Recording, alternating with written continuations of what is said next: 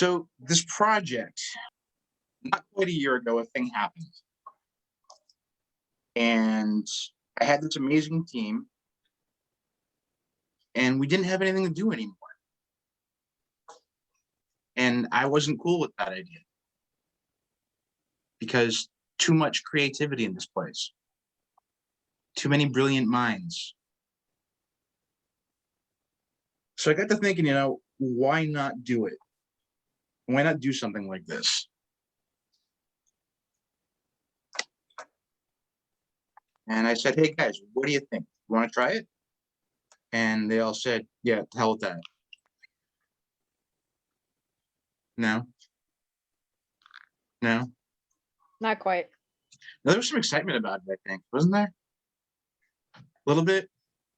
I'm pretty sure RJ flailed. There was flailing. That's I can almost guarantee there was flailing from RJ, and probably tears too. Wait, not gonna say. She's the one who cares the most openly. You know, and looking around, there's a lot of fantasy LARPs, a lot of them. There's a handful of sci-fi LARPs, a ton of post-apocalypse LARPs. But I wasn't really seeing anything that I wanted to play. So I pitched the idea for the sci-fi mashup, sci-fi fantasy mashup. Who bought in first? I mean, I think there was a pile of us.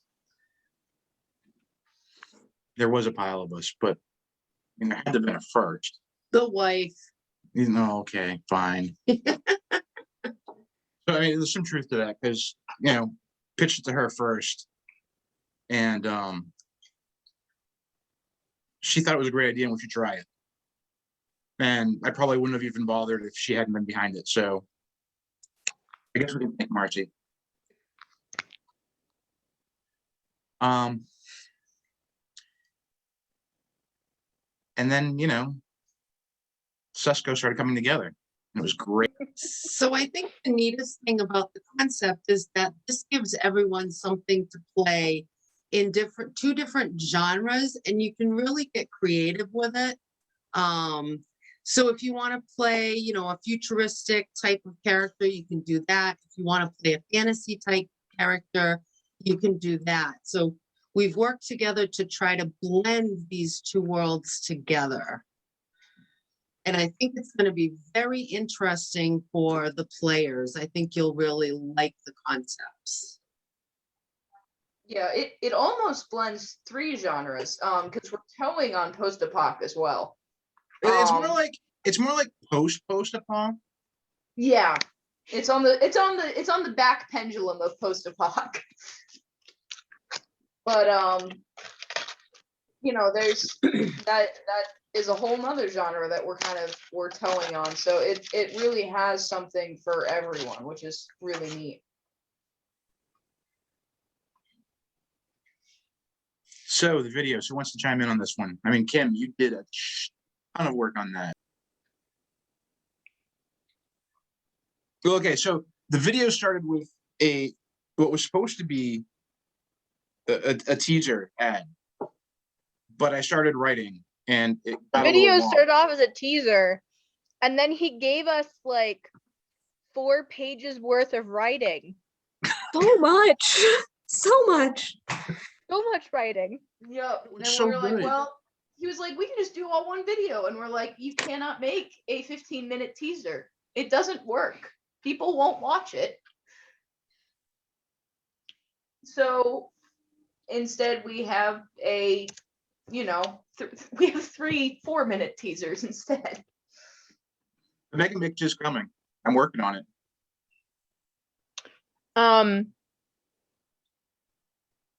Yeah, because there was so much information that needed to be given out, that even with a little bit of trimming here and there from a couple of people, like there was still so much information we couldn't cut down any more of it. And we were like, all right, so it's like 15 minutes long. It's better than the 20 that it was originally. Actually, it's down to 12 and a half. With all the extras, yeah. Yeah. With all the extras. There was one extra and a couple of credits. I meant the intro and the exit and all of that. The first one came together pretty, I don't want to say easily, but pretty easily. Pretty easily for me. Anyway, the second video took forever and a day because my lovely partner next to me, literally next to me, had to draw every single image That one took a while. from scratch from their brain space hole. In space. Oh no. Yeah. It was like a dark hole of creativity that just random things come out of. Yeah. So that's what took the second one coming out so much later than we thought it was gonna. We had originally planned for a month and a half after, Yeah. and it ended up being 2. I burned out hard. That's my bad. Again, Yeah. COVID sucks. Yeah. And then Bones came in to clutch it with the third. Yeah. and Which is funny because she had the images done like So fast. almost Tracing. before I'd finished the audio. But we And I done that did on them during purpose. D&D. Yes, but I So- also did them during D&D, so I had a concentrated time to work on them. Right. So the cool thing with that was we took the images of the videos that we wanted. We took screenshots of that, the still image, and we sent those to RJ. And then RJ did those by hand, printed them out and drew them out by hand, and then scanned them back into the computer and sent them back over to us. So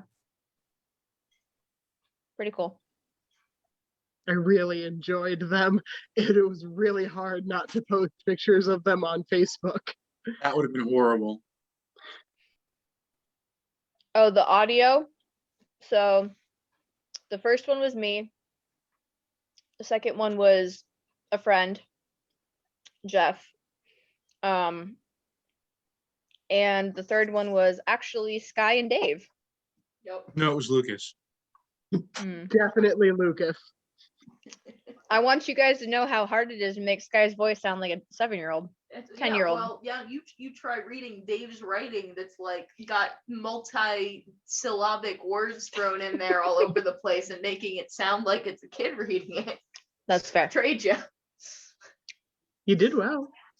Dave sent us over this dissertation on the history after well, what you heard for the third video, and we had to go through and pull out some of the massive words because he was like, yeah, I just want this to be a kid, talking, and we're like, we can make it sound like this is something a kid has to memorize, but there's no way a kid is using like 90% of these phrases, and even if it is something a kid has to memorize, we need to like cut down on the 4 to 5 to 6 syllable words you're throwing in here. It wasn't that bad. It was bad. I can pull up the original draft if you want to hear how bad it was. It was beautifully written, but you wanted a kid to be saying it, which kind of ruled out most of it. Oh, thanks to Rob for a couple of his extra little bits and pieces in the first video, Yup. because COVID does not allow for, Video on-scene shooting. actual videoing. So we used our backyard. And it looked real good. Cool. So the Carcer Corporation is a private prison industry place. And they build penal colonies in the wastelands. And it just so happens that maybe, this place that we're all going to be at is one of these colonies in the wastelands.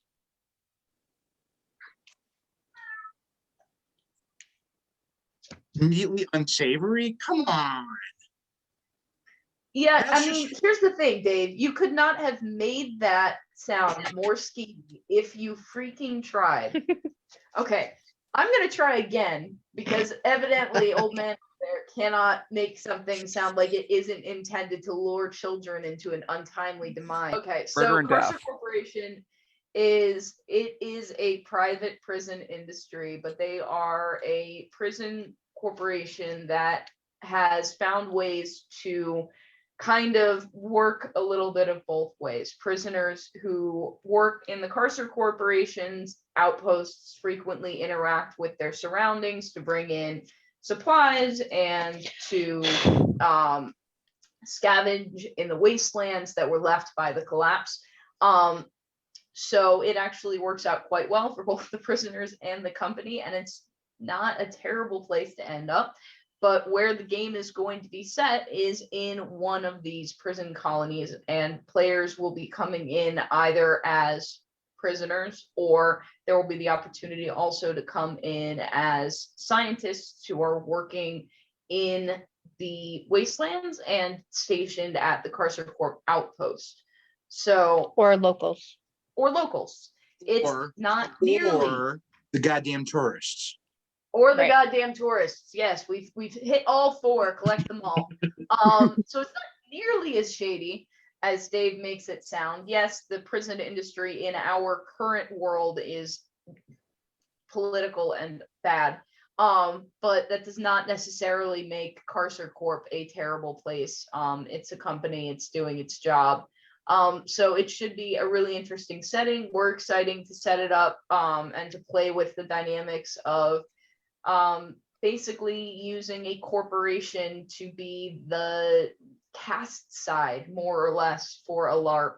It gives us a lot of opportunity to make certain elements of our interaction with you as players in game where they normally wouldn't be, and provide some really neat ways for us to interact with players even as you're checking in, and as you proceed throughout the LARP in general. So we think it's going to actually improve immersion as well. It's going to be a really interesting thing to play with, so we're excited for it. Which is also Chris. the first tidbit of how do I make my character? You get to decide, are you the prisoner? Are you a scientist? Are you a local yokel? Or are you some other?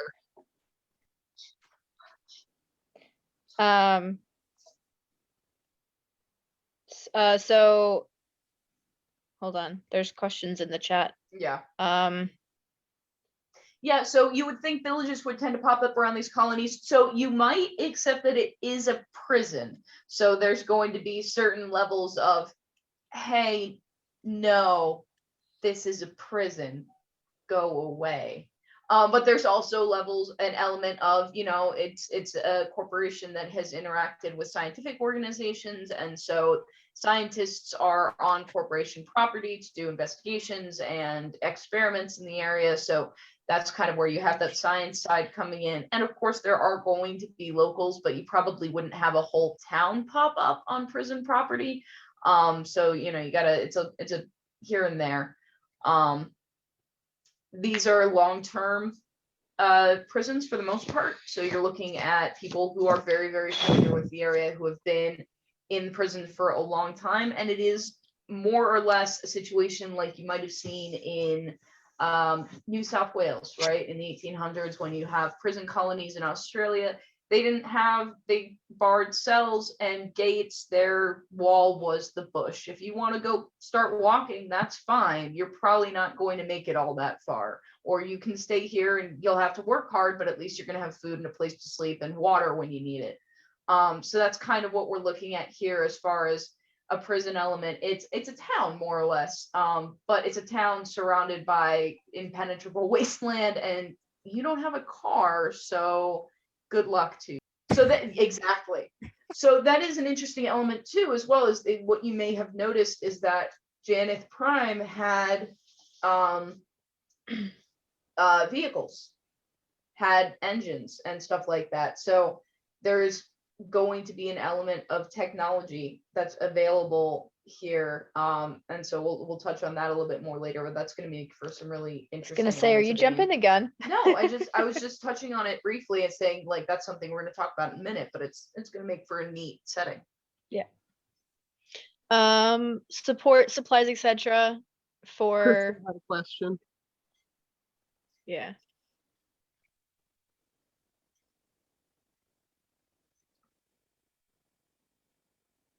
What if people happen to have a village near where they want to put the prison? I would imagine that in general, these would have been there before villages, or be made where there was not a large populace. I mean, it is the wastelands. Yeah, these are generally not populated. Have we explained the concept of the areas, or are we just using wasteland like people are supposed to know what it means? You know, I don't think we have.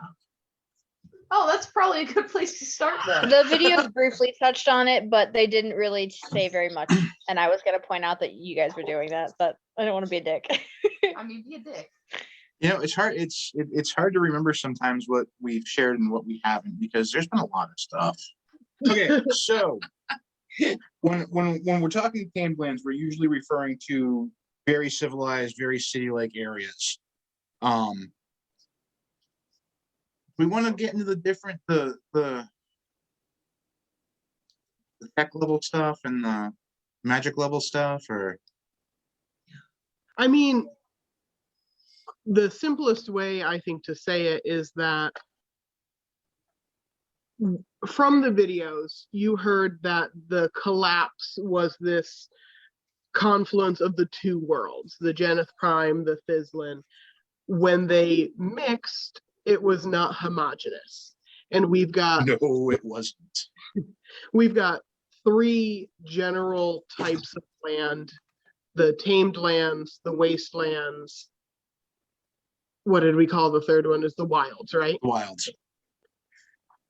And Dave can go into more detail on it, but they kind of, the tamed lands are rather tame, the wilds are rather wild, and the wastelands suck. So one of the things They you have all to say- remember too is it's not so much the I don't know, like there's still buildings and stuff. There's still trees and things. That's not like the wastes are like these horrible, like uninhabited, well, No, they're pretty much empty. I mean, it takes a rare breed to survive. right, but like, okay, so when I originally was talking waste, like when somebody was mentioning the wastelands, it took me a long time to realize that, yeah, there's still going to be like trees, and there's still going to be ruins of buildings, and there's still going to be, you know, things that are normal for our world, but Think it's Chernobyl. more than just that. Like the wilds are more wildy, and the tamed Wildly. lands are more tech-y, but it doesn't mean that the buildings are different or anything, you know? Like, I don't know. So if you were walking down ye old medieval England and all of a sudden New York City, an entire block dropped in front of you, or if you were in a futuristic Geneth Prime civilization and then, oh my goodness gracious, there is 3,000-year-old forest in the middle of our shopping mall, is kind of some of the play that it had. And obviously there's more, there's catastrophic, there's not catastrophic, but it does also have to do with what works where, what doesn't work there, what is harder or easier to do. But like I said, you know, think Nevada desert, think Chernobyl, think places where people can't live for reasons. Yeah, the weather, the climate, the terrain, the Radiation deceptive- levels, Yeah. There might be orange trees in farmland, but there's a reason you are not able to live there, or if you try to, it is very difficult. Area 51 is a great example because this isn't a place that you're really choosing to go. You have a very specific reason to be in this place. And I think Chris has nailed it with that analogy. And Dave said Chernobyl earlier and the Nevada desert as well. Yeah. There's a lot of weird confluences in the world, and there's a lot of broad diversity in what is found and where it is found. Cool. All right. So, talking about regions and all that, so the first thing that I'm going to show you guys is the map. That's wrong. Sorry. The first image is going to be just the actual world map, which me and Ellis made by designing two completely separate world maps and then slamming them together. It's the map. Oh, pretty. Okay. Yeah. So this is a very rough cut of the map. Obviously, it doesn't have any mileage or anything on it. This was like the first gen of the map. You've got the basic layout for color scheme for different areas. That's the equator, and you've got like jungle, and then the darker the darker forest is more like our type of forest. There's a really big desert in the center bit. There's a couple more jungle areas over here and some more of our type of forest. There's some plains on either side. And then you've got the ice caps and all that kind of thing. Yeah, so that was the basic map design for the first get-go. So when we talk about like the wastes and the wilds and tamed lands, we're talking about so this is the same map, and of course I didn't freaking give you the one that actually has the color boxes in it. The tamed lands are the pale color. The wilds are obviously the green. So the wastes, if you can see them, which they're few and far between, are the dark black color. Oh, wrong one, sorry. Let's see if we can zoom. Zoom. So yeah, so you can see that there are a butt ton of, see, look, I didn't say anything wrong that time. You can see there's a butt ton of wilds and tamed lands and how they sort of mesh together. And then on the occasion, there will be a waste just thrown in randomly. Yeah, so with the waste, so with the wilds, you get more magic working. With the tamed lands, you get more tech working properly. And the wilds are Wastes. no. The wilds are more like earthy, right? And then the wastes, you don't, it's just blah. Good luck trying anything. John, you want to talk about PAG? Sure. The Planar Anchor Group was an organization that was designed to combat some of the issues that arise when you have oil and water, in this case, magic technology, overlapping due to a cataclysmic event that is brought on by two worlds coming together.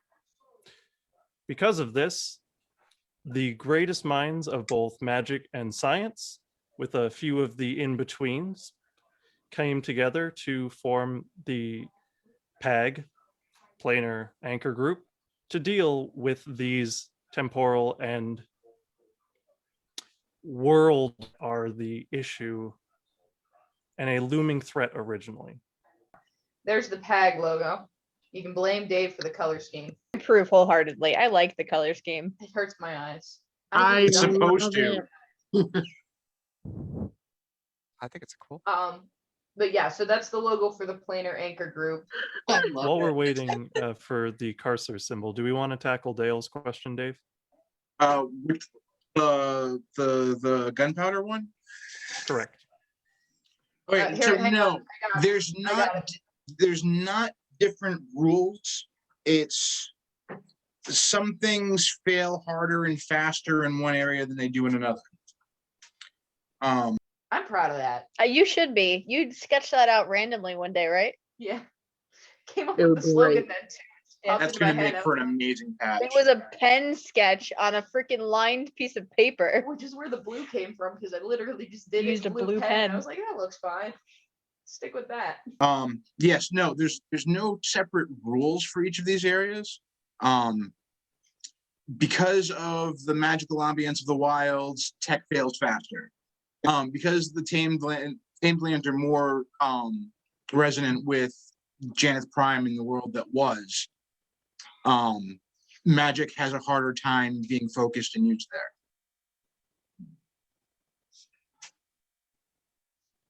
The wastelands, things get a little weird. Or Yeah, John, do you have anything Pag's more? been kicking around since the second Accords. No, since the first Accords. First Accords? John? PAG was The formed first- after the first Accord. What does PAG do now? That's kind of where I was going. Yeah. Yes, okay. So the Planar Anchor Group was composed of the greatest minds at the time of the collapse. Be they mages, scientists, researchers. So yeah, those dealing with magic, those dealing with divinity, those dealing with science. They got together and they figured out how to stop the world from destroying itself. Currently they're still around. As far as what they're researching, stuff. I mean, it's kind of hard to get into that without going into areas we don't want to touch on tonight, or at all, until game Or have starts. even written yet. Well, there's also that. Well, no, we know what they're really interested in right now. We're just not going to talk about it. I don't One of even the know if we have that. we haven't really discussed it yet. Although one of the ideas that I've had kicking around my mind is that it might be possible to come in as an intern for PAG, as far as coming in as a researcher, but it'd be base level, no contacts. You are there to get somebody coffee and fix their notes. Game? Close enough to what? I think anchor. Oh, the spikes. The anchors. Oh, the anchors? Yeah, no. So that's yeah. So here's the thing about the anchors. When they were created, it pretty much destroyed everything in about a 75-mile radius around them. Getting close to them is bad. Huge constructs. I think set it out at like 200 meters tall, 10 meters Something like across. Something And like that's that. just the part you can see above ground. Yeah.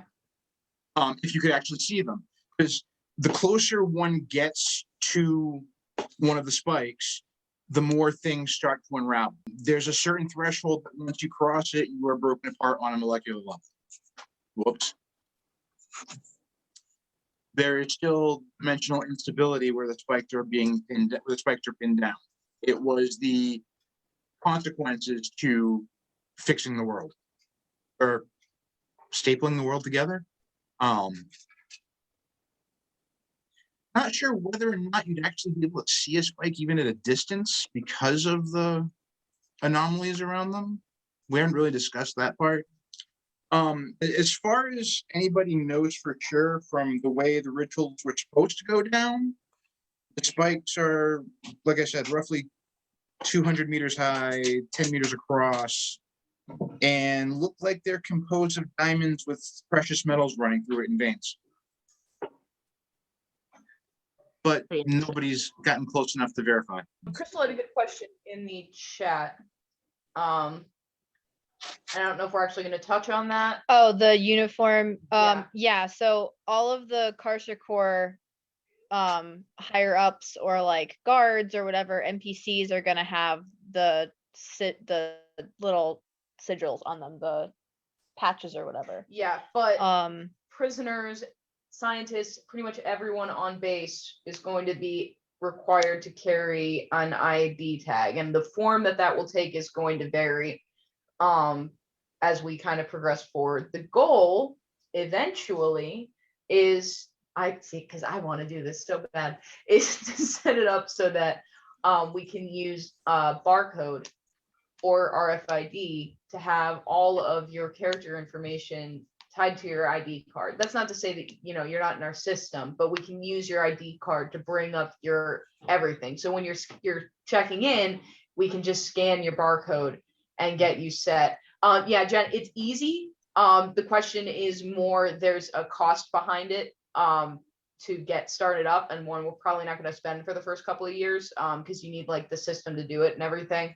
But the point being that the goal is to be able to have everybody basically scan in with an ID for a check-in and have everything tied to your badge. And if you need a new one, it's reissued, but that way people are easy to identify, and that would also help us in Fate as well. So QR codes was another option. yeah, QR codes was another option as well. But yeah, so that'll be cool. So that answers Crystal's question about like badge wise. So there will be times where it's just like in any other game, you have your soul or your character design, you know, have those on you, and any cast member can come up and say, hey, we want to check your papers. It's going to be the same situation, you know. But if you're worried that we're going to make you wear a stripy jumpsuit as a No. We absolutely are. Everyone wears stripy jumpsuits. No, jingle jacket. It's fine. Come Oh on. yeah, sorry. Everyone wears the jingle jacket. with the Carcer Corp patch on the shoulder. Yeah, Yes. there you go. So that'll be like your guys's ability to check things, that kind of thing. So Now, as for costuming, you know, you don't have to wear anything specific. It's whatever your character wants yeah, it's to just wear. keep this So in if your you're, pocket or keep this in your pouch or whatever. Yeah. Goodness knows we're all used to doing that. so if you want to go fantasy, go fantasy. If you want to go more modern, go more modern. Although no jeans and t-shirts with logos on them. No. I will cut which somebody. is a cool thing for LARP. Like if you want to have a Kevlar type armor that you would see at a hardcore sci-fi LARP, or you want to have the standard, I'm in a flouncy shirt and cool pants and boots, like I'm looking forward to the mix and match of the garb and what aesthetic you can come up with. I expect to go from Cowboy Bebop to Terminator to, you know, Men in Vampire Tights. Hunter D. So you will be having customizable appearances, which might depend on what we decide moving forward. Someone else can fill in the details there, but you are looking at humans as a base race. If you know me from previous works, you'll know that I'm a dwarf writer. Don't worry about them. That's not a concern. If you watched our trailers, you know their fate. And if you didn't watch our trailers, this is a really good time to go do that, because I don't know why you've made it this long. Was that good? Did that cover Yes, it's did I give good. someone to start? Great. It's a start. Very It's a good. start. Yeah, so when it comes to the races, you are human. Ta-da! Congrats. They are the spreading spawn of the universe who are like cockroaches in that they don't want to die. But that being said, you can customize your character however you want to look. If you want to wear the ears to have a thing, then you can do that, but you had your ears modified and you're not changing that. You can do makeup the way you want to do makeup and honor. Okay, so basically what it boils down to is cosmetic, non-active body mods are good. They're fine. But you're also committing to it because you can't change it once you're in game unless you find a way in game to change it. Right. So think about what you want to do. Make sure it's something you want to do full time, because it's not going to be easy to fix it afterwards. But there are no hard limits on those body mods. Right. It can be as many as you want, but you're still committing and doing it every event. So what are some of those body mods, Dave? Do we have examples so that they know? You are back. So yeah, Chris, can we have normal ears and another set on top of your head? I mean, Yes. yeah.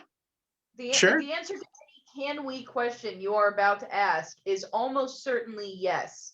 The exceptions are obvious ones, like steer clear of blackface, steer clear of like stuff that's racially questionable.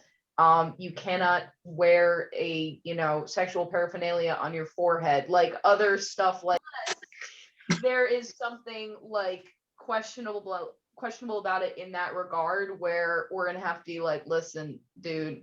Okay, let's put it this way. If it would get you canceled on Twitter in the current climate, don't do it. Otherwise, go nuts. So, there's a lot of room. You guys can do pretty much any, the races that you've seen in any sci-fi, anything you can think of. Like, you can go for it, have fun, do what you want to do. The only difference between this and any other LARP is there's not going to be a stat change depending on what you do to your physical appearance. Everybody's going to be coming in with the stats that they have based on other factors, but not your appearance. So, I think it's going to be really interesting. It's going to be a lot of room for creativity, and it should be fun. And keep in mind that in the living world of the game, what you decide to look like will have effect on how other NPCs, how other things, There is that. It is a real world. So if you look real weird, people might think you're weird, but at the same time, go ahead. If you can. I mean, it's like now we've got, Lizard Man who's tattooed like a lizard and has the horns in his head and all that jazz, and he's eyed with gentle curiosity and some scorn, though not from anybody I know, and then people move on with their life. If you look real weird, you're probably going to get funny looks. If you decide to have a crocodile head, then that may concern small children. Like, there's going to be consequences to how you look. It's not completely divorced from the game. It just doesn't change your stats. Right. So where we're at the rules is still kind of a comfortable place for us, because we can still change our minds very easily and rework things. One of the ideas that's been floated around is having a classless build.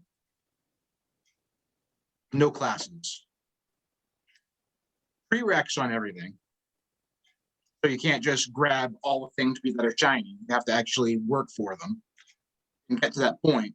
But not being restricted to this is your only option.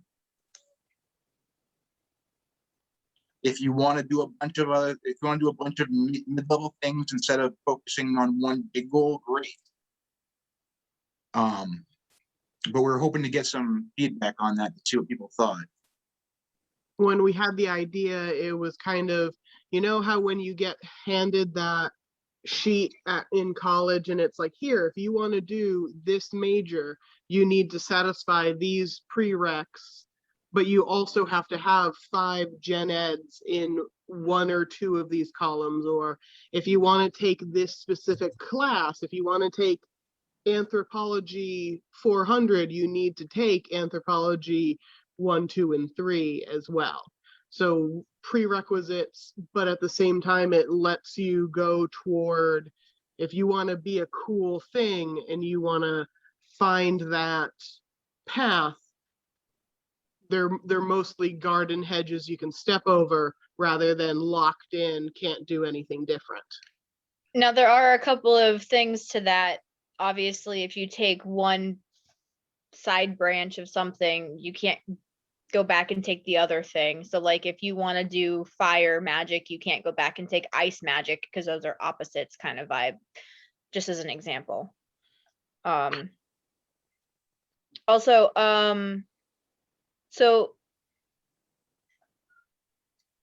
Crystal says, because it's a prison, I imagine there's not families around unless the guards have them.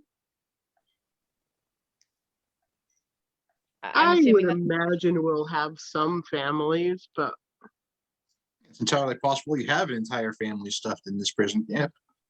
Yeah. Oh, I would imagine that, yeah, because there's guards around, and it's kind of like what Sky said is like the Australian, or what is it, New Wales?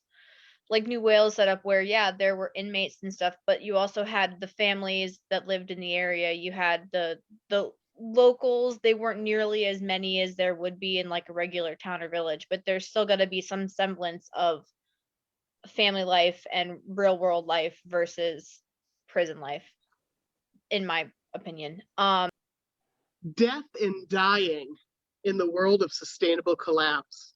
But so we came up with the idea of the apothecary, and very similar to a lot of the games that we all here play, you have been struck down in battle and you are bleeding to death.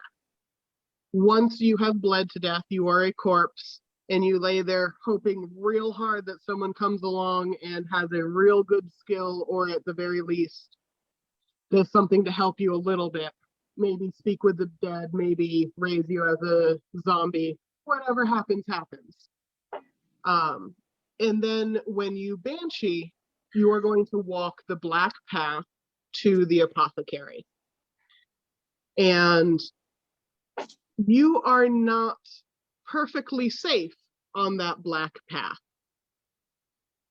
And this is something that we're going to take very good care, and it's dangerous, it's scary, but it could also be fun. When you follow that path, you've made it safely to the apothecary, you're going to enter the realm, which we will at another time talk more about it, what it looks like, what it is, who is behind the desk. But you are going to draw stones out of a bag, and let's be real, probably a purple Crown Royal bag I've ripped the embroidery off of.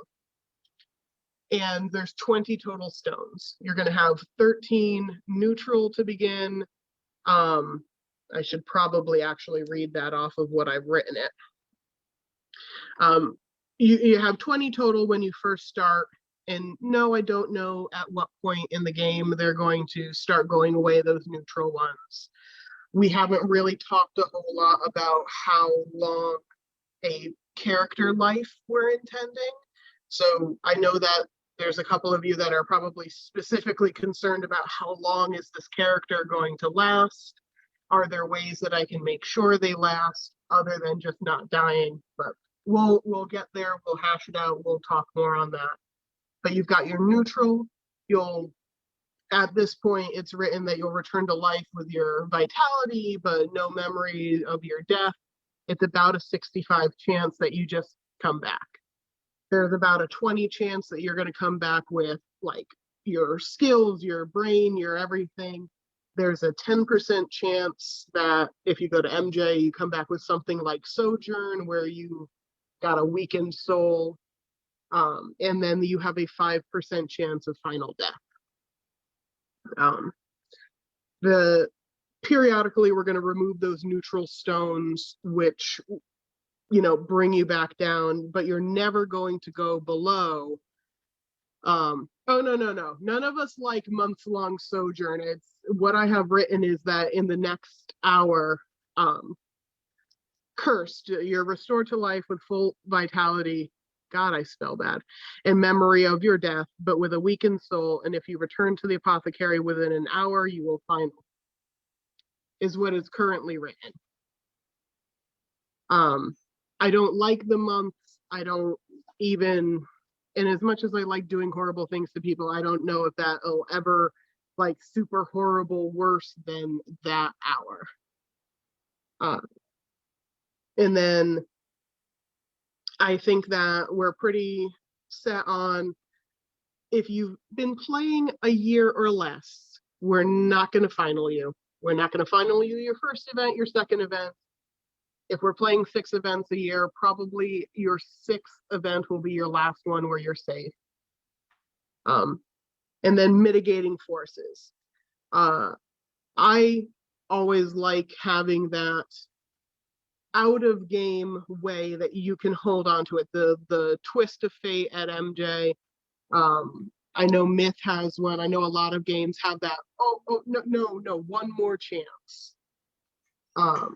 So there'll be a single use token that you take, you'll sign it, you'll hand it to the apothecary, and you'll be able to leave. And that's the only one that character gets. There's going to be last rites. There's going to be ways to taint a player's soul or a cast member or any person's soul. Anybody that's going to go to the apothecary, you can either give them last rites or you can mess them up more. There's going to a SusCo card. There's going to be more play in Death and Dying than I think a lot of us have experienced before.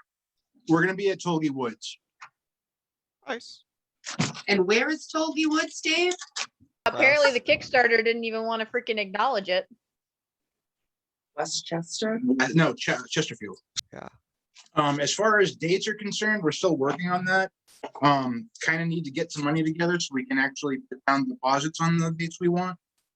And then there's the factor of waiting for Paul Nuno to get back to me so that I know when MJ's happening. Because if I schedule an event the same weekend as MJ, my cast is going to revolt. If Nah. you go to the website, the camp is beautiful, and Dave went and took pictures, and got they're it. really. The camp I've is got great. ideas already for areas. So yeah, I mean, yeah, it's owned by LARPers, and that's all the camp does now is LARPs. So they are definitely familiar with us. Have the Dunkin' Donuts. In fact, one of the owners is very interested in casting for it. So yay. And yeah, Yeah, before we move we- on, any idea on pricing from Crystal? As it stands right now, we're looking at 75 an event. Yep. The only thing that would change that is if Tolkien decides to jack their rates up to make up for the last 18 months where they haven't done anything, which is a possibility, but we'll see what happens with that. With the pricing that I've been given for the pandemic, really it 75 would be an easy thing for us to handle. Are we doing game provided food? That is something we're going to have to look into. Because we would need somebody who's food safe certified and knows how to cater to 100, 200 people and won't cost us more money than it's worth. So if you know anybody, Yeah, and in fact, while we're on the subject of if you know anybody, EMTs, first responders, we're gonna need some of those too. Yeah. And maybe lifeguards. I say that because Angela was more than pleased to let us use the lake so long as our insurance rider covered water sports. So that could be an option too. yes. By the way, in the middle of this lake, for anybody who hasn't been to the camp, is an island. Currently, the only way to access the island is with the rowboats that they have. However, one of the big dream projects that they have is to build a suspension bridge connecting to the island from the beach. But the island does have cleared out areas on it. It can host fire pits. And it's in the middle of the fucking lake. Oh, I gave up. I know. RJ ruined it. It's fine. Yeah, that was, I think we all jumped on that, honestly, when Dave was like, guys, there's an island. And we were like, what? Eric would like to know what the minimum age for player NPC is. Okay, that's a very, very, very difficult question to answer right now. Looking at the insurance prices, having people under 18 drives it up a lot. Granted, we only have to pay for each person who's under 18 at a special rate, but it's still a bit more. So it's something that we're gonna have to discuss as a team. Hello. There's a lot of things to consider in that, and if I were to make a call right now, I'd say 18 plus, done. It saves a lot of hassle for what we can and can't do story-wise. It saves a lot of money on the back end with the insurance, and there's also less creepy problems. Right. So yeah, obviously no drugs, drinking, etc., like most US LARPs. Yeah, I think that's part of the agreement on for Tolgi, right, Dave? Most likely, yeah. And even if it wasn't, I'd still say no drinks or no drinking or drugs on site, Absolutely Right. not. or leaving site, getting wasted and coming back. That would also be frowned upon. And it's just What I safety missed. issues. Yeah. They would never. Oh, that fund was something else that we wanted to mention was that for the players out there who've never been to Tolgi, David mentioned this a couple of times and we all kind of agreed cast wise that we're gonna go if we're allowed to and have time there to learn the paths, to learn the layout of the camp before the first event, so that at least your main cast writers and your main plot people and all that will have team leads or will have people in charge who know where they're going. Just to make it easier for the people who've never been there before. Was there anything else? Yeah. Okay. So the second conclave RP events. With my teasing. So, we're writing out the lore and figuring out how things went down after the collapse. And we got to the second conclave and we realized that we really needed a lot more people to voice certain roles that we actually had on the team. Wait, pause. Pause. First conclave was the discussion and the accords for the setting of the spikes. Second conclave is because after the spikes were set, people were jerk butts and decided that war was a cool thing. And it's not. And so that's why there's a second one. Continue. In the third video, when the narrator says they wanted us to think that it was all fine, but the old world almost fell apart again, is where we kind of are in this timeline. And go. Okay. So we decided that it would be fun to invite people to come and be the voices for those roles that we still needed filling. And actually spend a couple of weeks, well, maybe a couple of Saturdays role-playing this all out so that we could get the second accord set in stone. We have a general idea of where they're going to be finished, what the final outcome is, but we want to see how it gets there for inspirational purposes for filling out other areas of the lore. So everything that happens in these meetings will be canon. It will be part of the game's history. And at some point, we're going to put up a post saying, hey, if you're interested, let us know. And we will fill you in with the details of whatever role it is you're going to be playing for the Accords. Yeah, so we are going to be doing a Kickstarter and a Patreon. So the difference between the two is one is going to be a all or nothing. So I'm sure everybody knows what a Kickstarter is. The goal for the Kickstarter is to get a good chunk of change to be able to put money down for Tolgi, to be able to buy supplies, to make sure that we have what we need to run a successful first season. Obviously, we're going to be trying to do that in other ways as well, because as I said, a Kickstarter is a all or nothing, which sucks, but is fine. And the Kickstarter, I'm setting it up. It'll probably be ready to go by the end of the month, maybe sooner. We don't know yet. But there's going to be little rewards. So just like in any other Kickstarter, there's levels of rewards, and you can get your name in like as a thank you on the thank you page. You can get a digital PDF copy of the book. There's a couple other things in there. One of which is patches. So both of the images you saw today, the PAG and the Carcer Corp images, those are going to be turned into patches to be put on things. So if you guys like that, you can do that.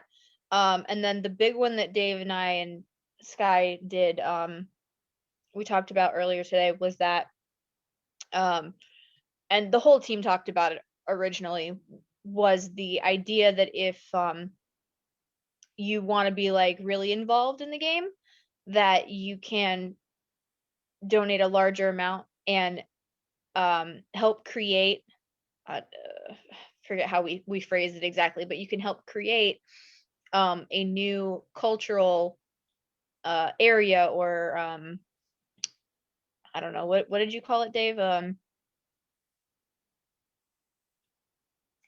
Just like a cultural. Was the word you were looking for. Yeah, okay. So you can help create a new culture with one of the other designers for the game. So you'd sit down and have a conversation and say, hey, I really like this idea for a culture, and we'd be able to flesh that out, and then we put that into the game. And it's your own little culture baby thrown into the world. So that's the plan for the Kickstarter. I think there might be a couple other things we add in there too, but we haven't gotten there yet. And the Patreon's going to be different. Obviously, Patreon, you do a monthly subscription of whatever you're comfortable paying for. There's also going to be rewards for that as well. Those are like tiers. I don't think we've talked about those ones specifically. I have to look back through my notes later. But yeah, so the Patreon's going to be a little different. It's going to be a monthly subscription thing. It'll get you a couple of different unique rewards and items and that kind of thing. The goal with the Patreon is to be able to have an income before the game starts. So we have a little bit of a nest egg to be able to throw it at costuming, to be able to throw it at weaponry, because Nerf is not cheap. And just supplies in general, to be able to do that. So that's where we're at with those. They should probably both be up and going by the end of the month. Well, okay. And we got one more thing. If COVID allows, if we get the rules finished when I want them finished by, there is a very good chance that there will be 2 playtest events in the fall. The one-day events, one of them will cover the collapse from Janeth Prime's point of view. The other will cover it from this one's point of view. This will give us a way to focus on particular skill sets and make sure that things are working the way we intend them to, instead of trying to get through everything all at once. We can break it down to this one. We're going to focus mostly on the magic and melee, where with this one we're going to focus mostly on the science and weaponry, well, firearms.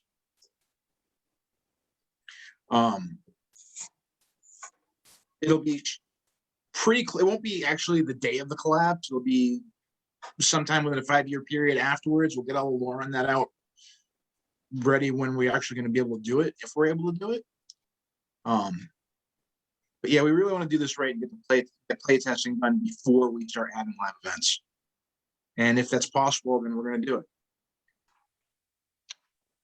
Yeah, also, I know that we were working on a couple of big things to be put out sooner rather than later, so definitely keep an eye out for that. Well, there are always going to be things being released. Ooh, let's talk about something SusCo related. Like, this is a good time to pitch the SusCo Discord server. If you're not on it and your friends aren't on it, that's my sales pitch. Love Ellis. It's very exciting in the SusCo Discord server. There are color-coded roles. They took a lot of effort. Please use them if you're not using them. I promise I'm checking that data. Alice, how do I use these roles? How do you use these roles? You go to the hashtag roles channel and then you press the coordinating emoji beneath the message for the role you want. You can usually change them by unclicking and clicking again, but if you have an issue, you can just tag IT, which will just tag me, and I'll be there.